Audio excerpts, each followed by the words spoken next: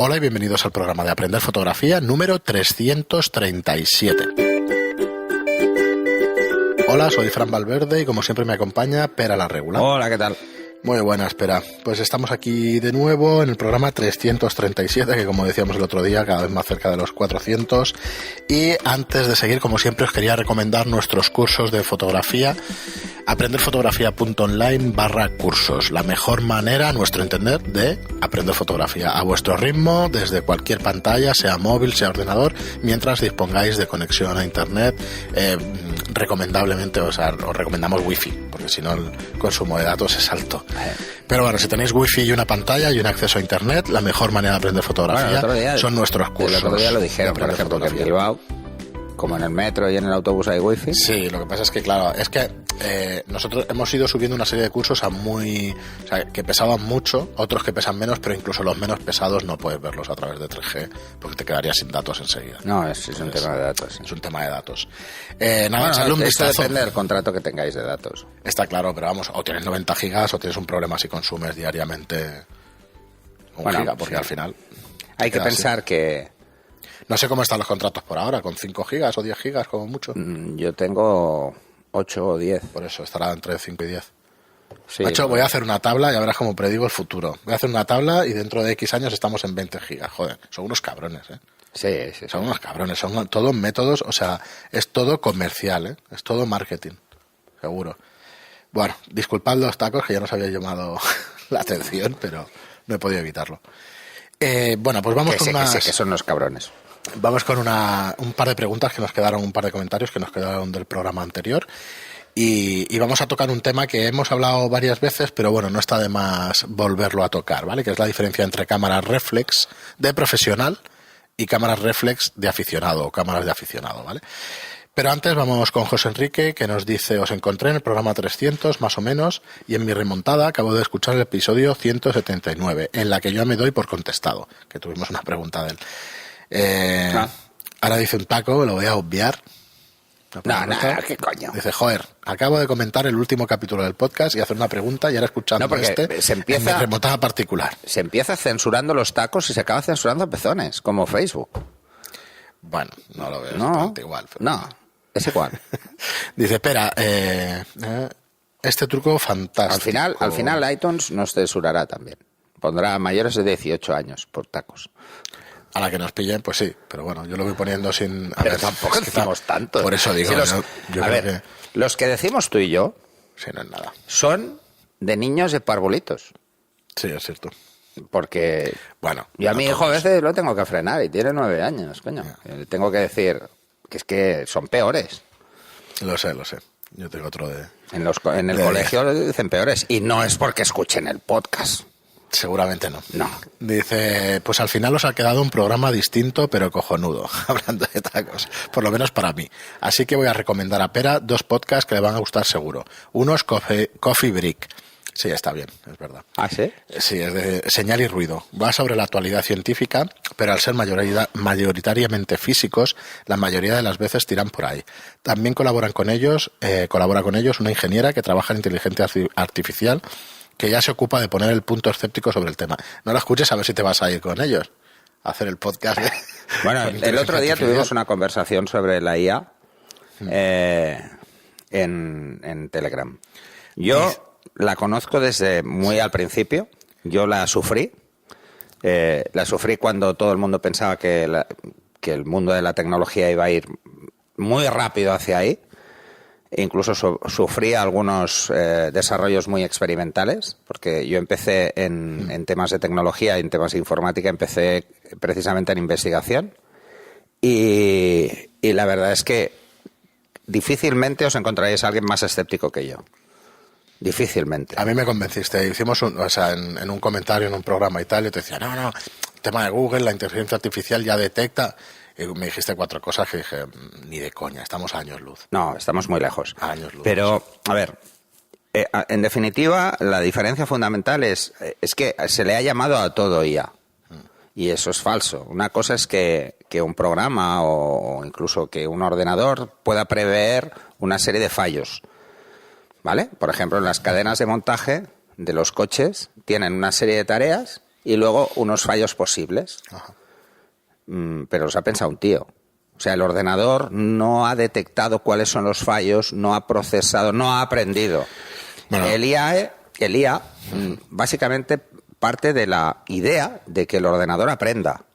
Aprenda no solo lo que tú haces, sino que aprenda de su entorno.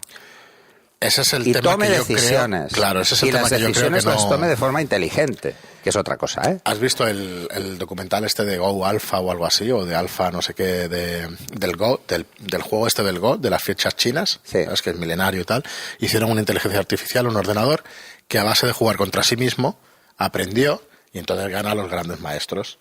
Bueno, pero esto se hizo hace muchos años Vale, también. ponlo a hacer una tortilla. ¿Eh? Ponlo a hacer una tortilla. No, dile O al dile al ordenador si es de que le día o vas es a de enseñar noche. a jugar a parchís. Eso. No, pero así. Juega Claro, conmigo entonces, al parchís. Yo te digo las reglas. Yo no digo que no se pueda hacer, pero claro, ¿cuántos años o cuántas decenas de años hacen falta para desarrollar Pero un humano es inteligente? que, a ver, lo que hay que diferenciar es la capacidad de cálculo que tiene un ordenador, que evidentemente es abrumadora, con la capacidad de proceso de sensaciones que tiene nuestro cerebro, que no tiene nada que ver. ¿Vale? Recuerdo haber leído que lo que se llama es que, a ver, tú sabes, tú a un ordenador, para que sepa que todas es una formas, mesa, le tienes que meter en memoria absolutamente todos los tipos de mesas que existen. Y tú tienes algo que es el concepto de una mesa. Tú sabes que es una mesa aunque no la hayas visto nunca, ese modelo en mesa. Exacto. Porque sabes que tiene 4 patas, sabes qué tal, y ese concepto lo enterezamos. O Aunque tres, o lo tenga que sea, 3. efectivamente sigue siendo una mesa. Sigue siendo una Pero mesa. un ordenador no te va a Aunque decir que tenga es una. una, sigue Como siendo tú le una dices, mesa. tiene cuatro patas, un sobre y es de color tal, o puede ser de todos los colores, pero tendrías que ponerle absolutamente todas las variables, con lo cual no tiene el concepto de mesa. No. Eso no es inteligencia. Eso es reconocer patrones, eso es otra cosa. Sí, pero además el concepto de inteligencia va mucho más allí, ¿eh? No solo porque los patrones al final se pueden llegar a construir. Lo que mucha gente quizá no sepa es que el cerebro sigue procesando mucho más rápido que cualquier ordenador actual. Por cierto, no sé si sabes el tema de los ordenadores cuánticos y tal, y que no es ninguna leyenda urbana, ninguna historia, ya están en ello. Sí. Y encima yo no lo sabía, están en abierto. Hay un vecino mío que es código programador, abierto, sí, seguramente. es código abierto, macho. Bueno, Y se ha metido los más viejos del lugar se acordarán de un programa de código abierto de los primeros que se hicieron, que estaba hecho en Basic y en Prolog, que era el ELIZA. Me suena. Era un programa en el que se pretendía dar entrada a la IA. ¿eh? Y entonces tú hablabas con el ordenador. Hola, ¿cómo estás? Bien. Aquí, Ya está. encerrar una caja. O sea, las preguntas estaban hechas. O sea, al final que no ibas a pasar de ese nivel de conversación. Ahora está muy de moda el tema de los bots. O sea, para venderte y tal, pues son unas Pero a ver, conversaciones preprogramadas. Claro. Y lo llaman, no, es IA porque sabe tus gustos y entonces te va a preguntar, bueno, pero una cosa programada. No te Pero va a es que eso es muy preguntar. fácil de hacer, ¿eh? Se me estaba ocurriendo una barbaridad, pero... Es muy fácil de hacer. El otro día en casa con mi hija mayor tuvimos una conversación sobre el Siri, ¿vale? Y entonces le digo, bueno, pregúntale algo a Siri, intenta buscar algo que sea complicado para él. Es que no, es imposible. O para que aprenda, ¿eh? Por ejemplo, aprende a decir, o sea, dile a Siri cómo se llama tu gato. Por lo menos así Por ejemplo, que te pregunte por el gato. Es un ejemplo, que te pregunte por el gato, ¿no? No puede. Entonces le dices, oye, mi gato se llama tal.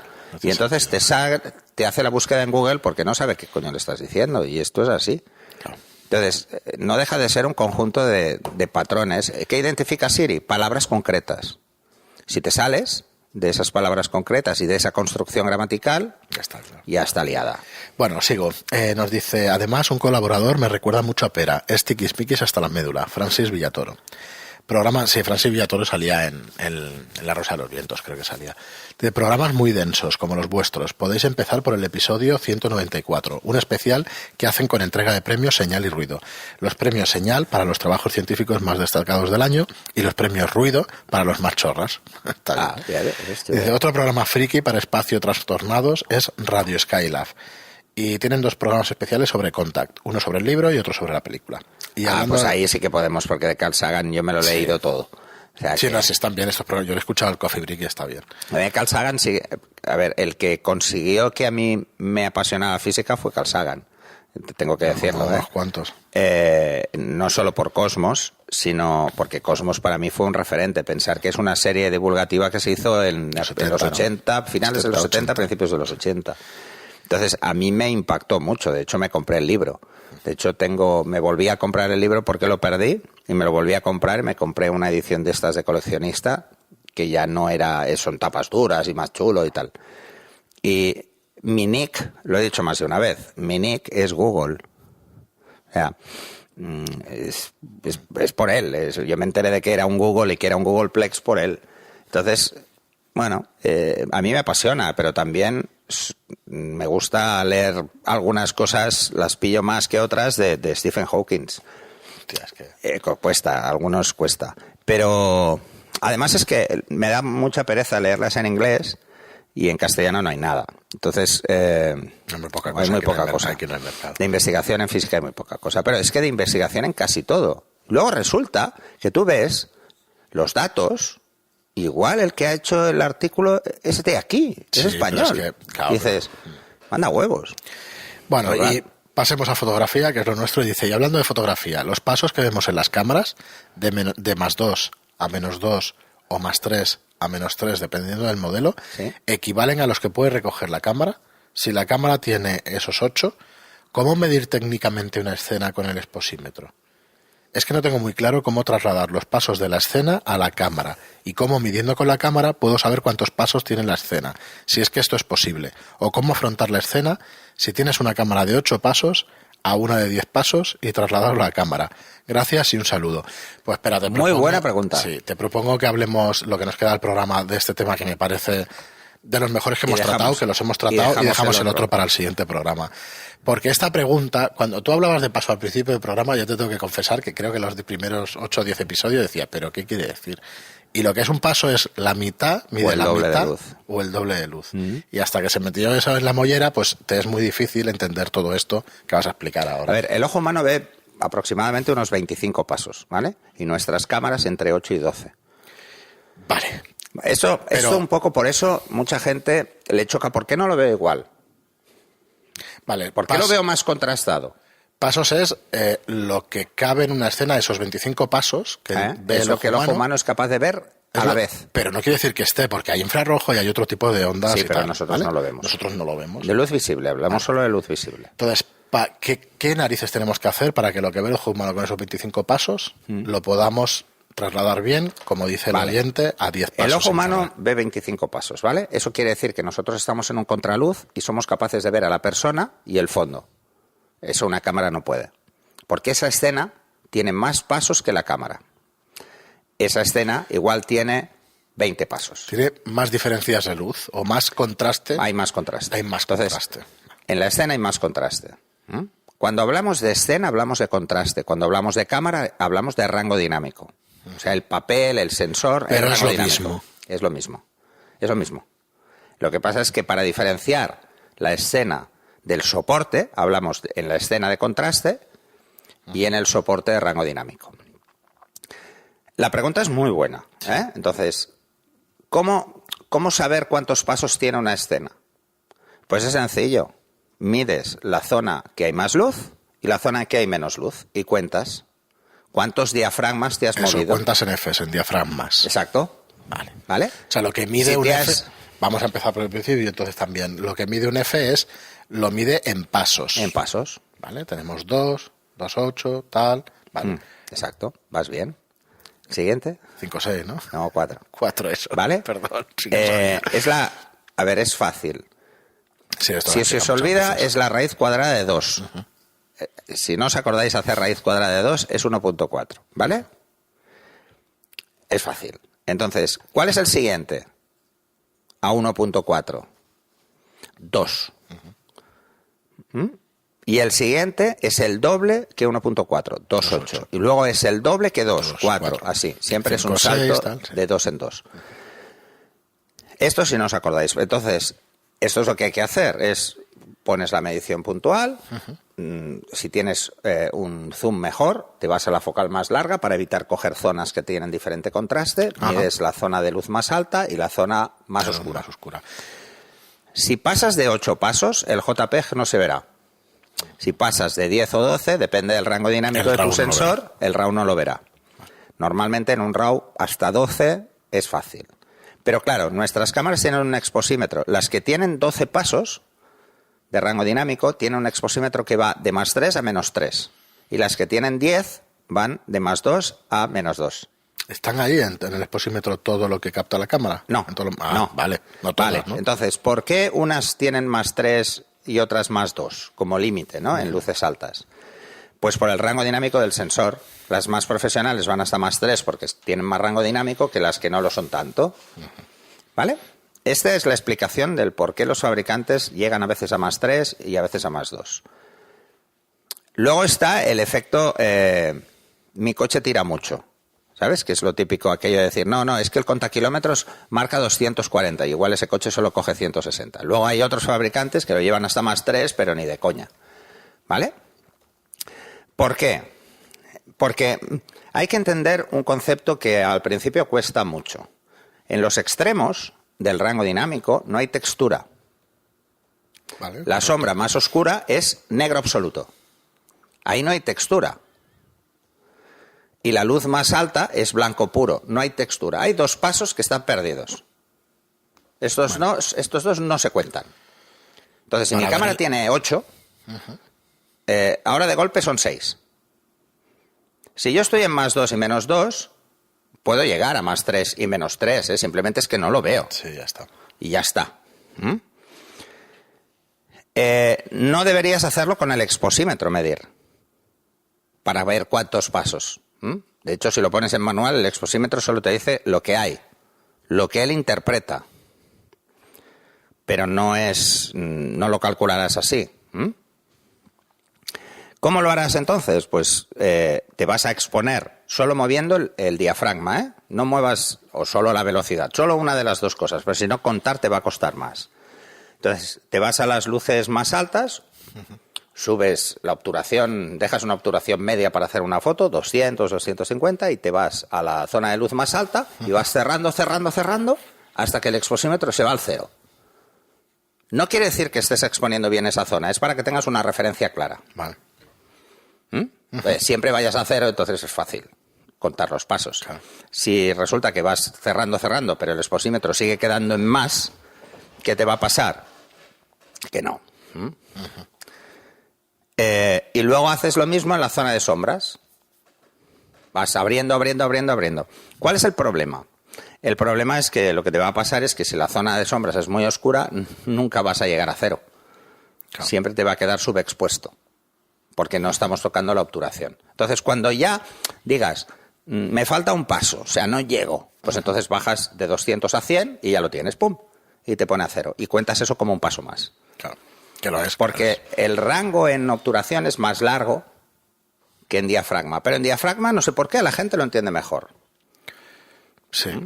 O puedes hacer la cosa contraria, es decir, pones un diafragma fijo, 5-6, por ejemplo, que es medio, 5-6, 8, lo que tú quieras, y juegas con la obturación para contar los pasos.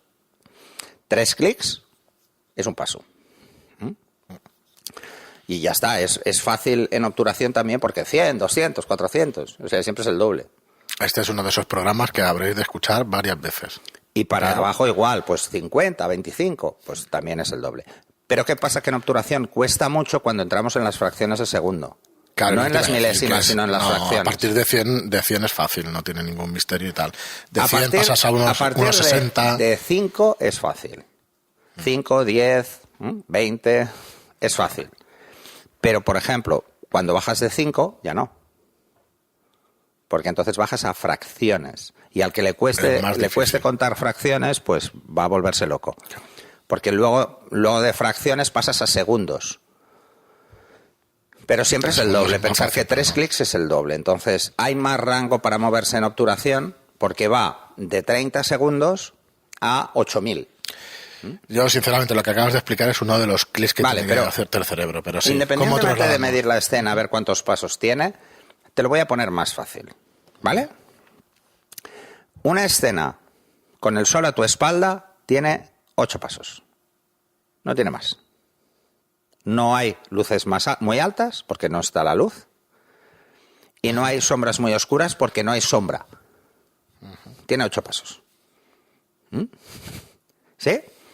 Si el sol está a 45, ¿vale? O sea, ligeramente inclinado, tendrá entre 1 y 2 pasos más. Si el sol está totalmente lateral, tendrá 2 pasos más que a 45, 4 pasos más. Entonces ya estamos en 15 pasos, 16, ya no lo cogen las cámaras. Conforme se va yendo al contraluz, cada vez más, hasta que en contraluz es el máximo. Y hay unos 20 pasos. Es fácil. O sea, no hace falta ir contando escenas. No, ya la luz sabes. se comporta siempre igual, esa es la ventaja. No, esto lo podéis hacer, el contar la escena en pasos como ejercicio. Es lo que te iba a decir, me parece de lo más importante que hemos explicado nunca. Salir a la calle y tener el sol a la espalda es el mejor consejo que se puede dar. Bueno, es el que nos daban cuando te comprabas una de carrete, de toda la vida, una química, es lo que te decían en el primer curso de fotografía que ibas. ¿Viste la foto que pasaron en el Telegram? No. Pues salían las instrucciones antiguas de las cámaras, venía una tarjeta de referencia, soleado F16 a 125, ya está. Ya está. Si es invierno, si es verano, perdón, si es Pero verano. fijaros, si es invierno, F16 125 y yo os di el consejo de F8 250, que es exactamente lo mismo, ley de reciprocidad. Sí, que es lo mismo. ¿Vale? ¿Pero por qué os lo dije en F8? Porque en F8 es donde tienes mejor balance entre aberraciones y difracción. En F16 tienes más difracción, que en una química se nota, pero en el negativo lo nota menos que el sensor. Entonces vamos a volver a repetirlo. Si tú tienes una escena con el sol a la espalda, tienes 8 pasos. Y Bueno, a la que te realmente vas... son 10, pero como el blanco y el negro tú no el cuentan... edificio lo tienes con el sol a 45. Entonces te vas a tener que girar y vas a tener más contraste en la escena. No, a ver, si yo tengo el sol a mi espalda, quiere decir que el motivo y la luz están en línea recta conmigo. Yo estoy en medio. Pero lo tienes enfrente. Lo tengo enfrente. Entonces, ¿eso qué quiere decir? No hay sombras. Imagínate que el motivo lo tienes a 45. Si el sol está más alto, empiezan a subir los pasos, porque empiezan a generarse sombras. Por eso al mediodía no es bueno En los hacer fotos, laterales porque del hay edificio mucha y sombra eso. que proyecta el sol. ¿Vale? Cuanta más sol hay, más pasos. O sea, perdón, cuando más sombra hay, más pasos. Claro, que hay ¿Ya más está? contraste. De contraste. Entonces, si el motivo lo tenemos a 45, el sol vamos a tenerlo ladeado, digamos. Sí, a ver, para que no nos perdamos. Ajá. Nosotros nos quedamos quietos y el sol se va moviendo, ¿vale? Entonces, el sol se nos pone a 45 del motivo con respecto a donde estamos nosotros, ya tenemos más contraste. Vale. Sí, tenemos es más fácil entre 1 y 2 pasos más, 2 pasos. Vale, ahí está nuestra decisión entonces. Si la cámara no puede captar esa escena, ¿qué es lo que necesitamos, no? ¿Qué es lo más importante? Que quede bien expuesto el frontal del edificio. Claro, es que estamos hablando... Que las luces estén bien. Estamos hablando de edificio, pero persona, un caballo, lo que ¿Qué va a queramos pasar cuando fotografiar? la escena tiene más contraste que el rango dinámico de nuestra cámara? Que o perderemos luces o perderemos sombras. Como las luces siempre las podemos bajar con más facilidad porque tienen más tonos en digital, Sí. Suele ser más interesante exponer a Conservar luces. las luces. ¿Eso qué quiere decir? Que no reventemos nada. Pero, a ver, hay que tener muy claro otra cosa. O sea, hay que interiorizar cuánto ve nuestra cámara.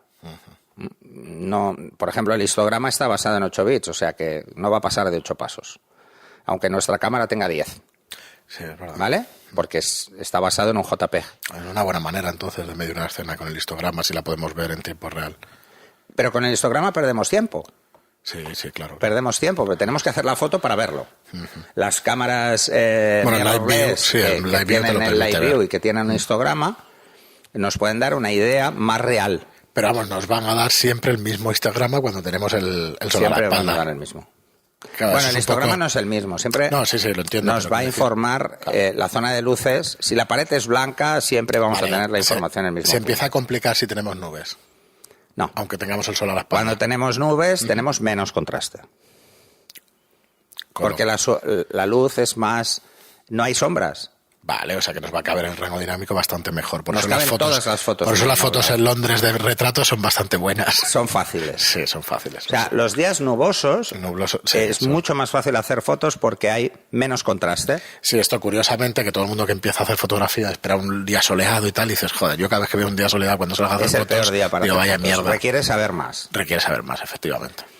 Más de composición, más de composición, más de tal, más de todo. No, más de exposición. Pero y de composición, pero porque las sombras y tal las tienes que componer también en la imagen, es más complicado. Es un día sí, pero a ver. La luz no es tan atractiva para mí. Es más a dura. ver, una de las cosas más importantes en fotografía es el juego con el contraste. El ojo humano es capaz de ver un contraste muy amplio, entonces vemos las escenas de una forma como muy marcada, ¿eh? Esa sensación de tridimensionalidad de los motivos las dan las sombras. Si no hay sombras, son planas las escenas. Claro, no, un edificio quizá en un día nublado no sea tan por eso interesante. Por eso en fotografía profesional se juega mucho con la sombra. Mucho más que un aficionado le gustaría encontrarse. ¿Por qué? Precisamente porque dan textura. La luz frontal, esa que tenemos a la espalda y queda frontal sobre el motivo, no hay textura. Claro. No vamos a ver por eso te giras esa información de forma fácil. Entonces, ¿para qué os sirve el exposímetro? ¿Por qué los exposímetros solo van a +2 o van a +3 cuando el rango dinámico no son 6 pasos, sino que son 8? O no son 4, sino que son 8. ¿Vale? Uh-huh. ¿Por qué? Porque los sistemas de medición descartan las luces más altas y las sombras más oscuras. No hace falta nunca ir a +3 o a +4 o a +5. ¿Por qué? Porque dependiendo del rango dinámico de mi cámara, esa escena, ese paso ya no tiene textura. Medirlo es absurdo. ¿Vale? Entonces, los sistemas de medición normalmente solo miden ese intervalo. Por encima y por debajo no tiene sentido. A ver, por ejemplo, +5, ¿qué sería? Medir en el sol, en la luz directa. ¿Eso lo vamos a hacer? No. De entrada, no lo hagáis ni como prueba, porque os podéis quemar la retina. ¿Vale? Puedes cargar, aparte de la cámara, el ojo. No, el ojo. La cámara no.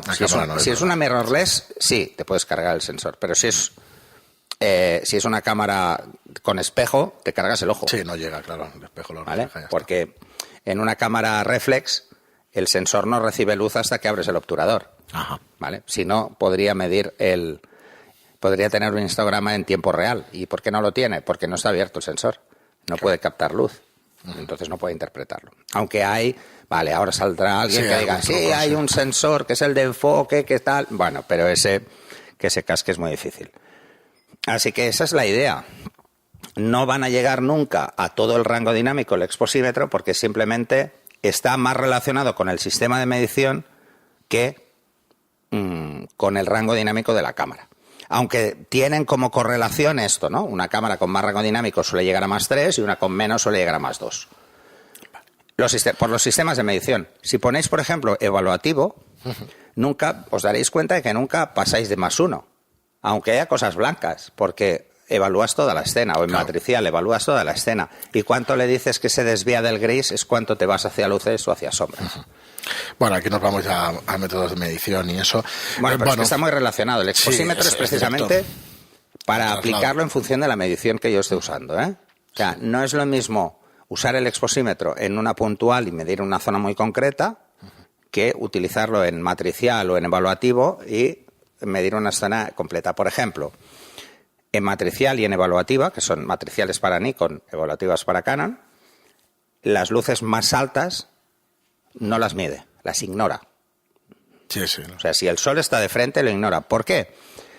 ¿Por qué lo ignora? Porque si no, la cámara sería incapaz de hacer un contraluz en automático. No podría hacerlo. Entonces, como son sistemas pensados para el disparo en automático, o sea, poner una cámara en puntual y dejarla en automático es un error. Os van a quedar todas las fotos mayoritariamente mal, o subexpuestas o sobreexpuestas, porque solo va a medir una zona muy pequeña y a no ser que acertéis que esa zona es la que es más importante en la foto, pues nada. O sea, si vais a usar programas semiautomáticos, pensar en ello. Bueno, pues vamos a volver a las preguntas de él y hacemos un pequeño resumen, vale, únicamente de 2 frasecitas. Dice, del +2 a -2 o del +3 a -3, dependiendo del modelo, equivalen a los que puedes recoger en la cámara. Estamos diciendo que no. No. ¿Vale? Lo único que te dan como información es que tu cámara puede coger un poco más o un poco menos. Claro, ya está. Dice, si la cámara tiene esos 8 pasos, ¿cómo medir técnicamente una escena con el exposímetro? Bueno, pues por un lado, lo que decía Espera, si tienes el sol a la espalda, tienes 8 pasos. Sí, pero dice cómo medir una escena. Sí. Depende de la escena. Claro, por eso. Eso es el lo más difícil en fotografía, es entender la medición. Es lo más difícil. Una vez se entiende la medición, es muy fácil. Sí, lo puedes entender, lo que pasa es que luego lo tienes que aplicar además, ¿eh? Sí, pero es que aplicarlo es muy fácil. Sí, pero tienes... Bueno, claro. Es muy fácil. Yo siempre digo que la técnica en fotografía se tarda 3 meses en aprenderla. Sí, lo he dicho muchas veces. De esos 3 meses, 2 son medición. Es así de claro. Yo ahora estaba dando vueltas a la cabeza. Por no decir esta 3, explicación... Mira, voy a ser más claro. De esos 3 meses que se tarda en entender la técnica fotográfica e interiorizarla, 2 meses menos... O sea, 3 meses menos un día es medición. El otro día es el resto de conceptos. Sí. Porque si entiendes cómo exponer, ya lo sabes todo. De técnica, sí. Ya lo sabes todo. Como mínimo ya sabes lo que quieres hacer. Lo realmente importante es lo que quieres hacer. Os voy a poner un ejemplo, ¿vale? Yo tengo el sol a mi espalda y tengo delante una pared blanca. Y solo hay una pared blanca. Pues debo llevar el exposímetro a +2. A +2. ¿Por qué? Porque el blanco está desplazado del gris neutro 2 pasos en mi exposímetro. ¿Esto es igual para todas las cámaras? Sí, porque todas se basan en la misma medición de gris neutro. Vale, pero... ¿Todas las cámaras tienen el gris neutro exactamente en el mismo sitio? No. Depende de su rango dinámico. Esto sí lo sé. Pero esa pared blanca, si tú tienes el sol a la espalda, ¿va a seguir dándote ese F16 125? Sí, claro. Pues eso. A ver, eso es lo que independientemente cuesta, de dónde esté el exposímetro, tú cambias según la foto es la misma. Claro, pero tú cambias, por eso cuesta tanto entender. Vale, yo ahora lo digo porque a mí me ha pasado toda la vida. Es muy fácil. Como no hago fotos todos los días... Esto se va a entender muy fácil, ¿eh? Yo tengo mi cámara, voy abriendo hasta que mi exposímetro se va a +2. Y tengo 125 F16, ¿vale? O F8 250, como dice. O F8 250. Lo tengo ahí. Yo ahora cojo y en vez de mirar la pared blanca, miro una pared negra que hay en el otro lado. Sigue siendo F11, o sea, 125 F16. No, y además lo hemos dicho mal, has dicho F16 125. Sí, es F11. Si fuese F8 no sería esto, F11. Sería F8 500. No 250, ¿eh? Vale. Te has saltado el F11 y me he despistado yo. Sí, no, de memoria. Vale. Entonces, si tenemos F8 250 en la pared blanca y el exposímetro está en +2, si de golpe nos cogemos y ponemos la cámara apuntando a una pared negra al lado, imaginaros que hay una pared negra, pero en el mismo plano, justo al lado, el exposímetro se irá a -2. ¿Sí? ¿La foto es correcta? Por supuesto, porque esa pared negra refleja menos luz. Más es que el motivo que mido refleja más luz y menos es que refleja menos luz. Pero está midiendo la reflejada y es el gran truco de lo... Las cámaras solo miden la luz reflejada. Lo sé, pero... Ahora, para dejarlo claro. Cuando haga... Por eso es la típica pregunta que te hace todo el mundo cuando empieza. Pero si yo hago una boda, ¿a quién mido? ¿Al novio o a la novia? Si tienes eso a la espalda, no te preocupes. No, aunque no esté a la espalda, da igual. Con que midas a uno es bastante. Puedes medir al novio, que es más fácil que a la novia. ¿Que es un -1 el novio? No, -2 si va de negro. Pregunto. Va de negro. +2 es la novia y -2 es... Pero además es que es muy fácil. Ya verás, luego miras a la novia y te pondrá +2. Lo que pasa es que os pasará con los vestidos de novia. Que no son lisos. Y eso que estás diciendo son más difíciles de medir. Haciendo zoom y en puntual. Exacto. Vale. Pero es igual, ¿eh? Sí, ya. Es igual. O sea, al final, cuando se entiende el concepto, y esto en el curso de iniciación a la fotografía lo explicamos en el práctico, cuando se entiende que la luz se comporta siempre igual y que solo midiendo una vez ya sabemos cuánta luz tiene, no solo donde da el sol, sino que donde hay sombra, esto lo sabemos porque siempre es igual. Sí. Es que siempre es igual, o sea, es que no cambia. A la que pillas la epifanía... Ya está. Sí. Y es cierto. Entonces, es cierto porque hay que entender dos cosas en fotografía y una es la medición, entender cómo mide nuestra cámara, y luego otra muy clara es entender el concepto de los pasos y la ley de reciprocidad. Ya Muy está. bien, Pera. Pues voy a leer muy rapidito un par de preguntas que nos hace un par de recomendaciones. Nos dice ¿Hay Anónimo... alguna pregunta más ahí sobre esto? No, bueno, antes de acabar, que me A ver, hacemos embalo un porque repaso. quiero... No, es esto. Medir técnicamente una escena con el posímetro y todo esto. O sea que lo hemos explicado todo. Entonces, lo que sí quiero es darte las gracias, José Enrique, porque es una de las buenas preguntas que nos vais haciendo recurrentemente y que nos sirve pues para que la gente entienda mejor esto. Bueno, de la cuando exposición. hablábamos de esto de F8-250, hablamos a ISO 100, ¿eh? Sí, sobre todo, Vale. que el ISO también influye. El ISO es el tercer valor a tener en cuenta en la exposición. Ahora estaba pensando que uno de los cursos estos Express o Flash y tal, deberíamos hacerlo de la exposición explicándola punto por punto. Sé que lo has hecho, ¿eh? Los Está básicos y en el tal. básico. Pero claro, estos cursos que duran 4 o 5 horas, que sea más fácil sacarlos de ahí y hacer algún curso un poquito más rápido. Bueno, toda esta idea ya iremos viendo. Nos dice Anónimo, por acabar ya, dice: me encantó el programa. Tomo nota de los libros del programa Friki. 2 recomendaciones sobre podcast de ciencia aquí en iVoox. El abrazo del oso, principio de incertidumbre, el abrazo del oso y principio de incertidumbre. Gracias por vuestra generosidad. Pues gracias por las recomendaciones a ti. Y luego Javi82 nos dice: un rato friki os ha quedado el programa, que parecía más un debate sobre ciencia en el que a veces hablabais sobre fotografía. Jejeje, pero a mí me ha encantado. Soy otro friki más que disfruta con vuestro trabajo. Y qué narices, podéis hablar de lo que os dé la gana, que para eso nos habéis dado 330 programas de conocimiento y esos fabulosos cursos online, de los que formé parte y me encantaron. Pues nada, muchas gracias, Javi. Pues lo dices en pasado, que ya no estás, pues vienen nuevos y muy chulos. No, porque no, yo creo que una de las razones en que hay personas que nos abandonan es por el tiempo, es que sencillamente no hay tiempo de todo y ya está. Pero bueno, muchísimas gracias por haber participado en los cursos, por haber estado ahí. Y al resto, pues como os digo siempre, por los comentarios de 5 estrellas en iTunes y por los me gusta y comentarios en iVoox. Gracias y hasta el próximo programa. Hasta el siguiente. Hasta el siguiente. Hasta el siguiente.